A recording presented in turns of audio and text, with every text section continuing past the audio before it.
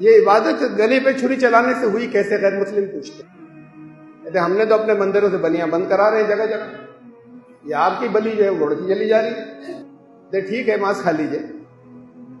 یہ کیا ہے کہ سال میں ایک دفعہ سارے لوگ جو ہے وہ ایک جانور جو ہے وہ اس کے گلے پہ چھری ضرور چلائیں گے، کہتے ہیں قتل عام ہو رہا ہے۔ قتل عام تو ہو رہا ہے، ان کی بات تو بات کو، جب تک آپ نے قربانی کا مقصد نہیں سمجھا تو پھر قتل عام ہی ہو جاتا ہے نا۔ جب نماز کا مقصد نہیں سمجھا تو پھر وہ نمازیں جو ہے وہ نقصان دہ ہو جاتی ہیں، لوگوں کو نقصان پہنچانے لگتی ہیں، نفع بخش نہیں بچتی۔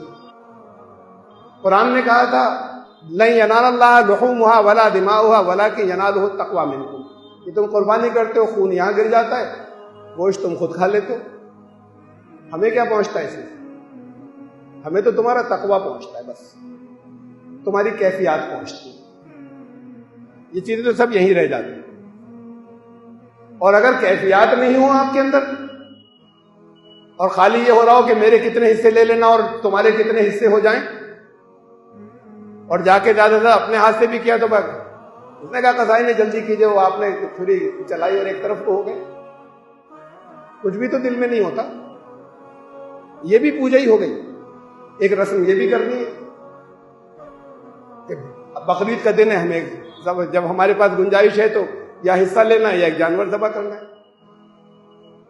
تو جب اس کی اسپرٹ ختم ہو جاتی تو پوجائیں رہ جاتی، جب روح ختم ہو جاتی۔ وہ روح تو تقویٰ تھی، قربانی سے تقویٰ کیسے پیدا ہوگا؟ تقویٰ تو کہہ رہے ہیں اللہ نے فرمایا روزہ بھی اسی لیے رکھوایا تھا تقویٰ پیدا ہو جائے، تو بجائے قربانی کرنے کے ایک دن روزہ رکھ لیا کرے، نہیں رکھ سکتے۔ یہ تو جتنی بھی مناسک ہیں ان سب کی روح تقویٰ ہے، لیکن ان سب سے ایک جسم ہوتا ہے، ایک روح ہوتی ہے۔ عبادات کا بھی ایک جسم ہوتا ہے، ایک روح ہوتی ہے۔ جب جسم رہ جائے خالی اور روح غائب ہو جائے تو پھر لاشیں بن جاتی ہیں۔ مساجدہم عامرہ وخرابا من الہدی، محمد رسول اللہ صلی اللہ علیہ وسلم نے فرمایا تھا وہ دور آئے گا مسجدیں بھر جائیں گی، ہدایت کے کھنڈر ہوں گے، روح نکل گئی تو نمازوں کی لاشیں، ہدایت کے کھنڈر، اگر روح نکل گئی تب۔ ان میں سے ان کی روح ہے، عبادات کی بھی ہوتی ہے، جسم الگ الگ ہوتے ہیں، کہیں وہ قربانی ہے، کہیں وہ روزہ ہے، کہیں وہ نماز ہے، ان کے الگ الگ ایڈوانٹیج اور فائدے ہیں رکھے گئے۔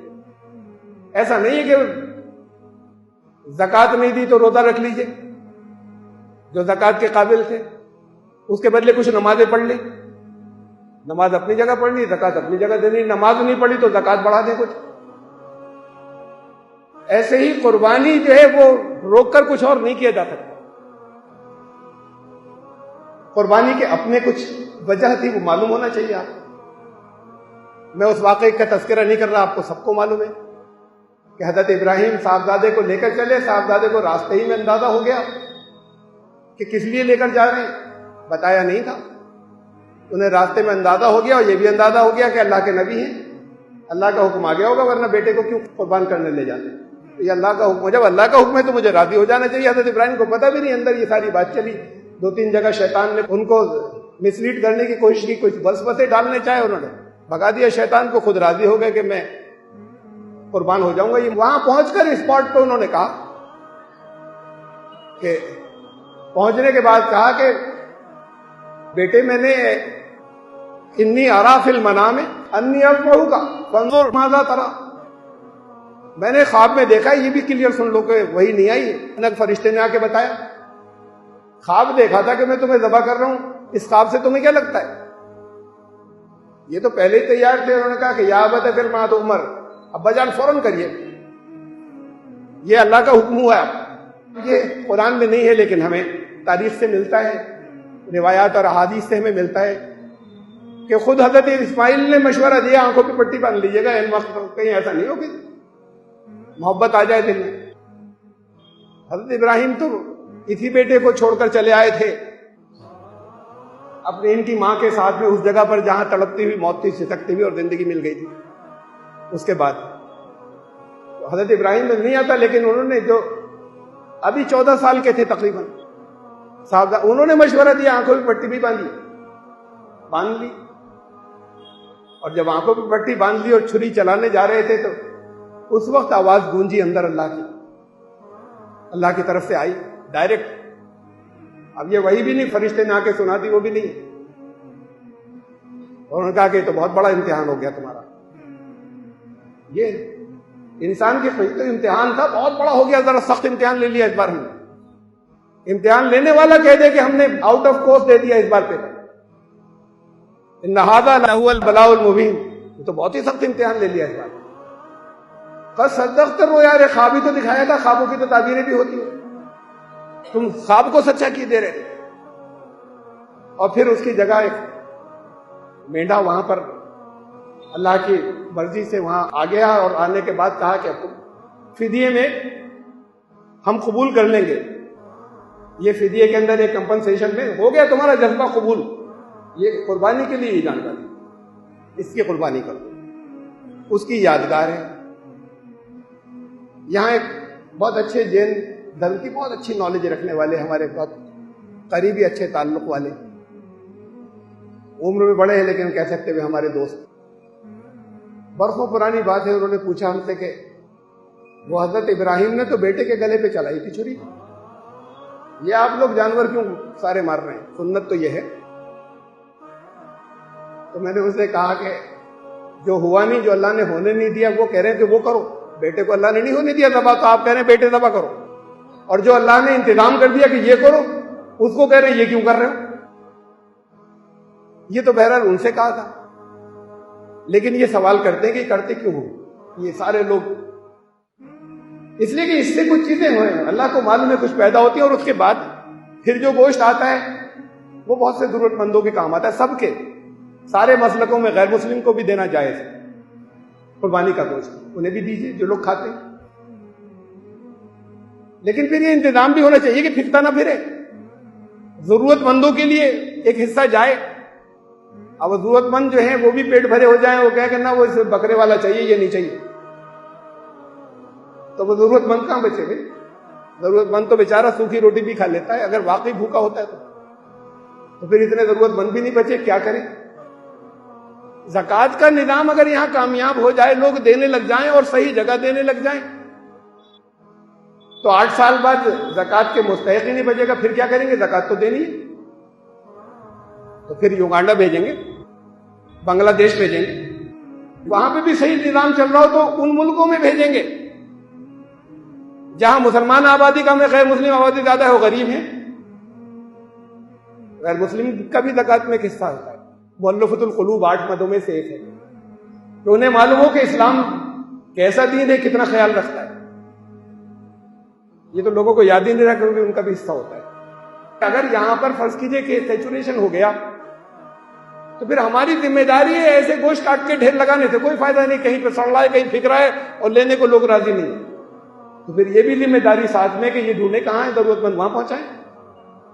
یہ نظم بھی تو ہمیں بنانا تھا نا، صفائی پاکی کا بھی بنانا تھا کہ گندگی نہیں ہو، یہ بھی بنانا تھا کہ اس گوشت کا مصرف کیا ہو، صحیح جگہ پہنچ جائے جہاں لوگ قدر سے لینے والے ہوں، جو قدر سے لیں گے وہ ضرورت مند بھی ہوں، اور ظاہر ہے کہ خود بھی آپ استعمال کریں.